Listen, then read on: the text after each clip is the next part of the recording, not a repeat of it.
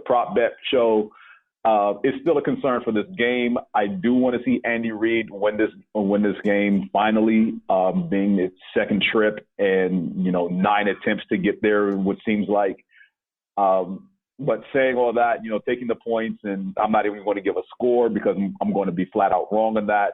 But yet somewhere in my gut, just riding with the Chiefs, I feel like the Niners are going to win the game, but I'm still taking the Chiefs. Come on, give us a score. You've been wrong all year. You might as well continue. That's why I don't give scores. I never even gave scores in my write-up. Come on. Nah, sorry. I got nothing. Look, Chiefs will cover the spread. Chiefs will win the game. I'll take both those bets. All right. That's going to do it for our Super Bowl version. I don't get to make a prediction? You made one. You made one already. No one knows which team I'm picking here. Well, really? They don't. I will just say, you heard my prediction in the battle, but I will just say, I think an underrated narrative in all of this is that I'm not actually sure the 49ers have a better defense than the Chiefs. The Chiefs have been far better in terms of points per game since basically the last 8 games, including the playoffs from the middle of the season. This is a different defense, and I think that actually ends up being the difference in this game. The talk is going to be about Mahomes versus Garoppolo, but it's really going to be about just how much better this Chiefs defense has gotten down the stretch. And I think I picked them to win 35-24, something like that. Chiefs, of course, but yeah. And Nick, there's one thing I'd want to ask. I asked you in the Slack channel, and you didn't really answer it. But just you're a Chiefs fan. You've been a Chiefs fan, I presume, most of your life. And this is the first time you've been in the Super Bowl in your lifetime. So I think, is it? Yeah, it is. Yeah. So how does it feel? As a fan, how does it feel that your team is going to be playing in what? This is Thursday. So you got Friday, Saturday. You got about 60 odd hours before we play the game. How do you feel right inside? Are you nervous? Are the butterflies there? Are you thinking all kind of like positive things, or are you thinking about all the things that can go wrong? Kind of what's going on inside underneath that man bun?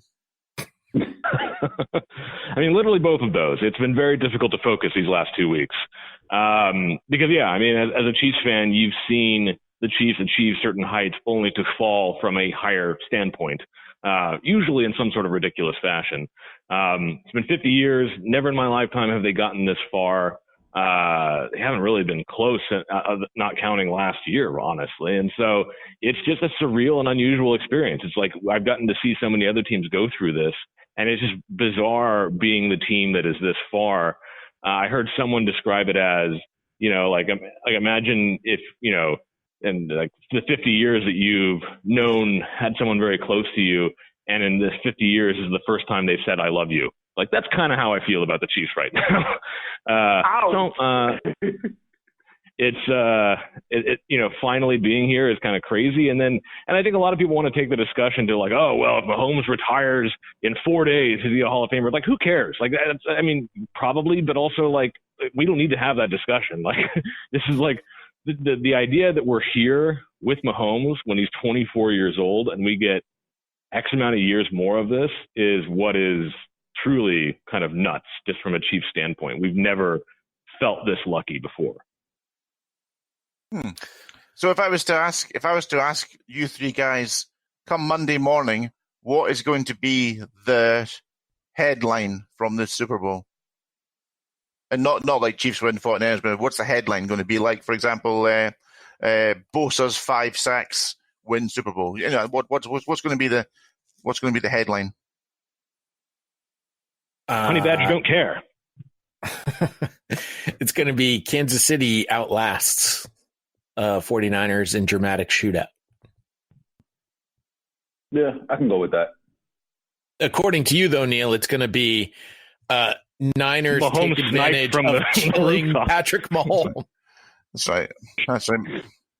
Mahomes on life support after. Yeah, exactly. Yeah. Oh, man. All right. Nick, now. Hold up. Wait, last thing. Nick. Oh, my gosh. I mentioned the Niners and their trickery. If Garoppolo does a Mariota, I owe you a hug. Oh, man. I don't think this is a game where one touchdown drive is going to define it. I don't think the Chiefs are going to get blanked in the second half like in that game. No, I mean Garoppolo going to touchdown to himself. I know, and that's what I mean. It's like I think even if the football guys decide to smite us, well, as they usually do, I finally believe that Mahomes is enough to overcome it. The last two games have sort of finally given me my come to Mahomes moment. I think one of the great things about this matchup is it's the first time for quite a few years that if whoever wins the Super Bowl, I think everybody can be quite happy and quite pleased and support them for winning it. Apart from obviously the opposing team's fans, but it's not like when the Patriots win and you think, oh God, for goodness sake, what? More. Everybody hates the Patriots. Neil. We like the Chiefs. You're absolutely right about that. Yeah, it's a Come back to me when your quarterback is in 50% of the Super Bowls he's able to be in. Oh, but that's not the point, Jay. The point is that I was trying to make was that these are two likable franchises, and I think the Patriots. No, your point is not taken, Neil. Yeah, not allowed. There you anyway, Nick, good luck, and I obviously if Charly was here, I'd say the same to Charly. But I hope we get a great game. I really do. I do too. Nick will do. I'll be enjoying it, eating pizza and chicken wings and cookies and ice cream, all things I'm not supposed to have, as I've lost 15 pounds since the beginning of the year. But I'm not going to submit myself to eating a bowl of hummus. I think Nick is the modern America that America might not be ready for yet. Oh boy. No, we're not. Well, we're going to vote on it in November, so. He's more European than me. Certainly will be tomorrow. Well, and actually, so point in fact, I am going to be watching the Super Bowl at the John Brown Smokehouse in Long Island City, Queens, which is like the official Chiefs bar. So I will actually be eating KC barbecue, or at least the closest thing to it, ahead of this game. And it's one of those locations they always like pan to whenever they're showing, like, oh, fans watching around the country and around the world. So you might see me looking quite inebriated. Dipping some barbecue ribs into some hummus. Lovely. Something like that, yeah. All right. Can I finally close out the Super Bowl portion of this podcast? Are we good now? As long as we're not moving on to a Patriots portion, yes. We are not. Good. All right. We are moving on to Tua Tagovailoa. Tagovailoa. The best I can do on that one.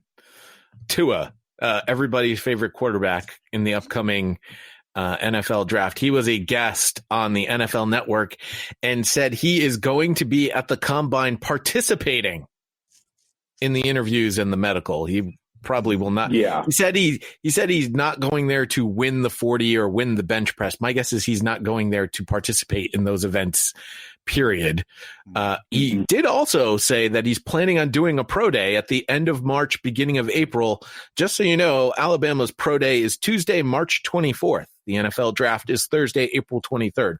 My guess is he's throwing at the pro day, at Alabama's pro day, yes, on March 24th. That gives him basically a month, isn't it? Because the Combine's round about the 23rd, 24th of April, so he'll have the draft's in April, so right. The February, so he'll have a month, I guess, huh? Yeah. Mm-hmm. To do better. But that's good. What do you think? What do you think, guys? Is he? I think he'll be fine. I think he'll be fine. I mean, he seems to be fairly confident about the medical stuff. Yeah, definitely. Yeah. I can't imagine it's going to be like a perfect, like 100% bill of health. But I think if it's even close, I mean, how far is he going to fall? I mean, just the shortage of quarterbacks that you can, yeah, exactly. Like the shortage of quarterbacks that you think can actually really take you there is so extreme in this league. And if anyone thinks that he can, he's not getting out of the top 5. I mean, top 10 maybe. Yeah, I will be stunned if he goes number 5. Stunned? I mean, unless the Dolphins planned on moving up. I'll be stunned if he reaches 5. Yeah, he's going number 2. Yeah, he can't go number 2. Yeah, number 2. Daniel's going number 2. So your team's going to trade out and not take Chase Young now? I think. Sorry. Well, I hope they do take Chase Young, but I think somehow.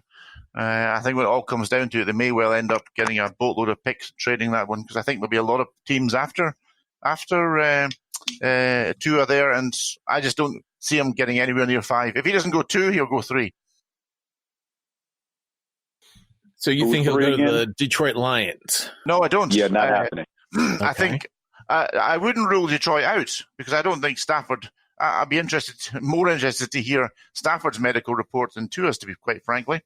But I wouldn't rule them out. But I think if Detroit doesn't take him, well, let's say Redskins take Chase Young, then I think Detroit will either take Tua or will trade out of that pick.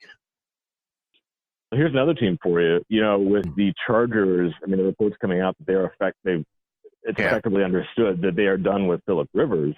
They have a fairly complete team there outside of that position. I mean, you have Tyrod Taylor, who can be the bridge quarterback.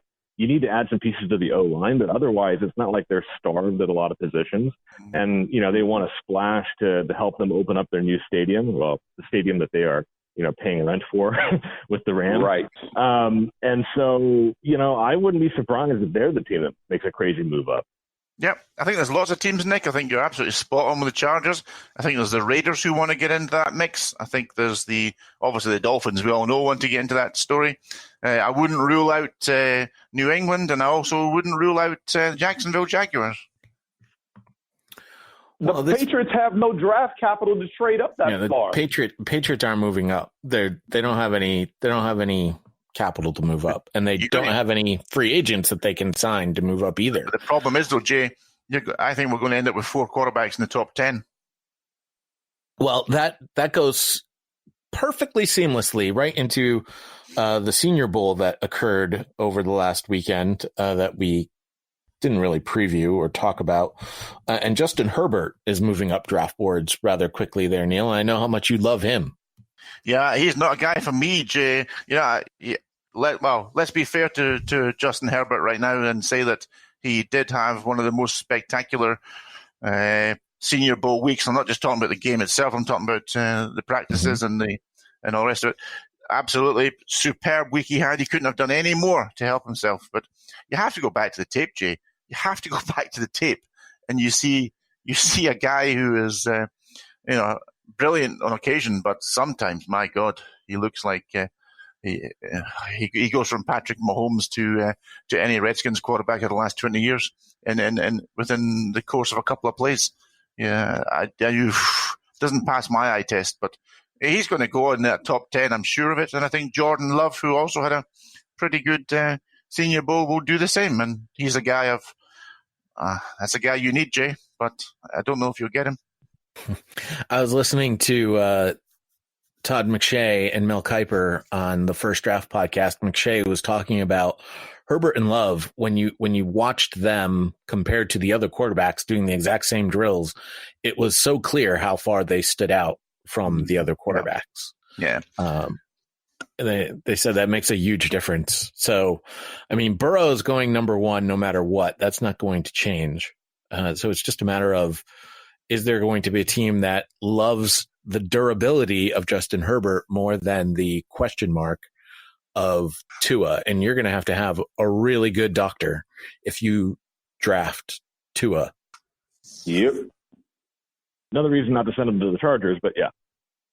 There's also the age-old adage about if you get injured often in college, then you're going to get injured often in the pros.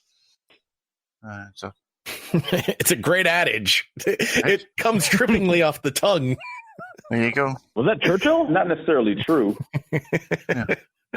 I'm not interested. Frank Gore had an awesome career. Yeah, but I think there's, like in all these sayings, there's a certain element of truth to them, isn't there? Neil, there were some more wide receivers that moved up the draft board too, which, I mean, right now, wide receiver is probably the deepest position in this upcoming draft. Yeah, we could easily have a 7-round wide receiver draft going alongside the main draft this year. My God, there are literally hundreds of them, Jay. Yeah, we had another Jefferson. We got Justin Jefferson from LSU, and then he was joined. Well, at the Senior Bowl, of course, along came another Jefferson in Van Jefferson, who looks also pretty good. I mean, take your pick, Jay. If you're needing a wide receiver, this is the year for you. Yeah. I mean, KJ Hill had a really good Senior Bowl, an Ohio State guy. James, there's possibly 7-8 wide receivers in the first round? Okay, I can use 2 of those. Well, we'll look for the most injured college wide receiver